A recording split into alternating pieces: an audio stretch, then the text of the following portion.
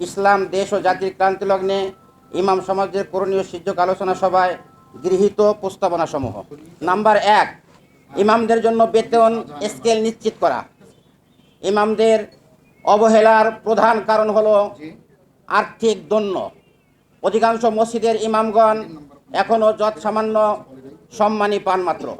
পদক্ষেপ: একটি বেতন কাঠামো নির্ধারণ করা। ইসলামিক ফাউন্ডেশনের মডেল মসজিদের মতো দেশের সকল মসজিদের ইমামদের জন্য জীবনযাত্রার মানের সাথে সংহতিপূর্ণ বেতন স্কেল তৈরি করা। নাম্বার 2, প্রাতিষ্ঠানিক ও আইনি সুরক্ষা। ইমামদের নিয়োগ ও অব্যাহতির জন্য নির্দিষ্ট নীতিমালা নেই।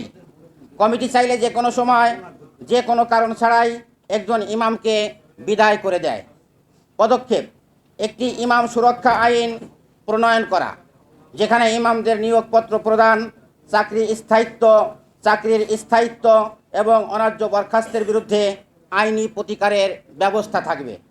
নাম্বার 3, সমাজে অবস্থান দৃঢ়করণ।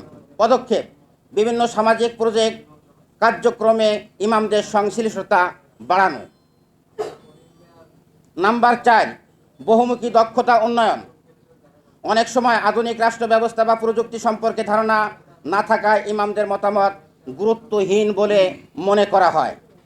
পদক্ষেপ: সমাজবিজ্ঞান, রাষ্ট্রবিজ্ঞান, অর্থনীতির মৌলিক বিষয়ের উপর কর্মশালার আলোচনা করা, পাশাপাশি অনলাইনে বেসিক ইংলিশ স্পোকেন কোর্স এবং এর আয়োজন করা, যাতে ইমামগণ বর্তমান সময়ের চ্যালেঞ্জগুলো সাহসের সাথে মোকাবেলা করতে পারে। নাম্বার 5, কেন্দ্রীয় ডাটাবেস ও নিবন্ধন। ইমামদের কোনো শক্তিশালী কেন্দ্রীয় তালিকা না থাকায় তাদের দাবিসমূহ পেশ করা কঠিন হয়ে যায়।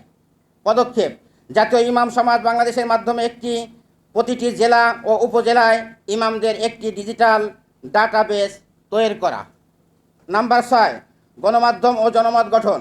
ইমামদের ইতিবাচক ভূমিকা মিডিয়াতে খুব কম আসে।